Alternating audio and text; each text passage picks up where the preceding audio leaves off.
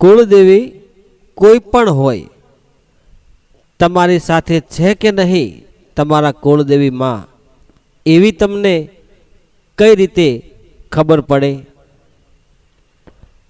નમસ્કાર મિત્રો, હું છું શૈલેષ ચૌહાણ.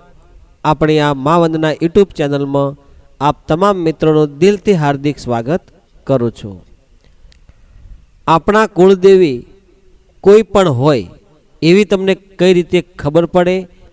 કઈ રીતે તમે એમને સમજી શકો, એમને પારખી શકો, ઓળખી શકો?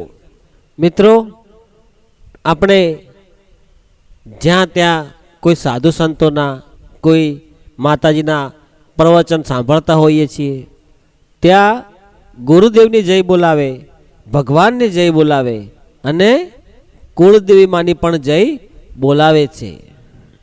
કુળદેવી માની જય એટલા માટે બોલાવે છે કે દરેકને, કોઈ પણને કુળદેવીમાં હોય જ છે. પણ અમુક લોકોને ખ્યાલ જ નથી કે અમારા કુળદેવી કોણ છે, અમારા કુળદેવી અમારી સાથે છે કે નહીં. આવા ઘણા લોકોનો પ્રશ્ન હોય છે. એટલા માટે તમે કોઈ સાધુ સંતના ચરણોમાં ગયા હોય, કોઈ સારા માતાજીના પ્રવચન સાંભળતા હોય તો માતાજીની કુળદેવી માની જય બોલાવતા હોય છે, પણ તમને ખબર નથી હોતી. પણ માં છે ને, માં એ પોતાના સંતાનોને ગોતી જ લે છે કે આ જ મારું સંતાન છે, આ જ મારો દીકરો કે દીકરી છે.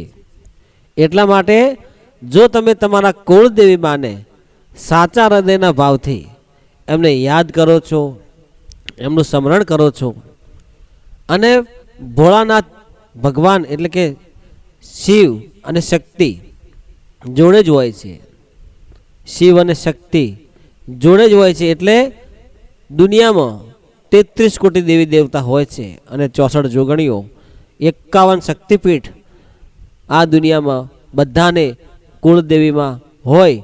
આ શક્તિપીઠોમાંથી દરેકને કુળદેવીમાં હોય છે. એટલે ભોળિયો, ભોળાનાથ દાદા દરેકની મનોકામના પૂર્ણ કરે. અને જો તમે ભોળાનાથ, શિવ, શંકરને જો તમે સાચા હૃદયના ભાવથી પ્રાર્થના કરો કે અમારા કુળદેવીમાં કોણ છે, એટલે શિવને શક્તિ જો જોડે હોય એટલે તમને તમારા કુળદેવીમાં તમારા જે આરાધ્ય દેવ હોય, ઈષ્ટ દેવ હોય, એ તમને સાચો રસ્તો બતાવે, સાચી દિશા બતાવે.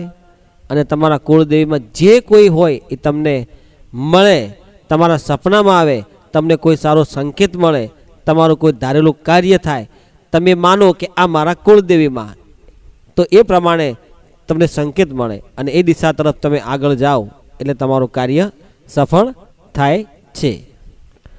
મિત્રો, આપણો જે કર્મ છે, આપણો જે ભાગ્ય છે, એના પર જ આધાર છે. સારા કર્મોનું ફળ જ આપણને સારું મળે છે. મહેરબાની કરીને જો તમે કોઈ નડો નહીં, કોઈના હવનમાં હાડકા ન નાખો તો એ પણ એ સારું કાર્ય જ છે. બાકી દુનિયા તમને બધું શીખવી નાખે છે. એટલે કુળદેવીમાનું ભજન કરતા હોય, કુળદેવીમાનું આરાધ્ય કરતા હોય, એમનું સ્મરણ કરતા હોય અને તમારા કુળદેવીમાં તમારી સહાય કરતા જ હોય, પણ તમને ખ્યાલ ના હોય. પણ તમારા બધા કાર્યો સફળ થતા હોય તો સમજી લેવું કે તમારા કુળદેવી તમારી સાથે છે અને તમારા ઈષ્ટદેવ તમારા સાથે છે. દુનિયામાં કોઈ વ્યક્તિ નથી, કોઈ એવો માણસ નથી કે તમારું ભલું ઈચ્છે. સ્વાર્થના સૌ સગા છે, સ્વાર્થ વગર કોઈ આપણો નથી. જો કોઈ હોય તો પહેલાં આપણા મા બાપ અને બીજા નંબરમાં ગુરુ.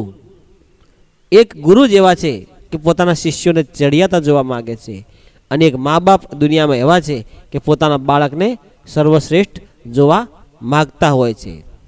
એમ આપણા કુળદેવીમાં પણ આપણે રક્ષા કરતા હોય, આપણા ધારેલા કામ સિદ્ધ થતા હોય, સારા થતા હોય, સફળ થતા હોય, એવા આશીર્વાદ કુળદેવીમાં આપે છે અને આપણા સદબુદ્ધિ આપે છે, આપણા વિચારો સારા આપે છે.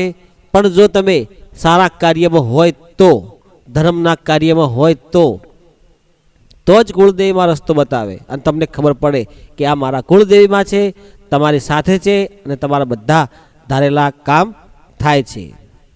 મિત્રો, આ વિડીયોમાં તમને આપેલી માહિતી મેં મારા જાત અનુભવેથી આપેલી છે. એટલા માટે કોઈ વાણીમાં બોલવામાં કંઈ ક્ષતિ રહી ગઈ હોય તો માફ કરવા વિનંતી. જય ગુરુદેવ, જય માતાજી.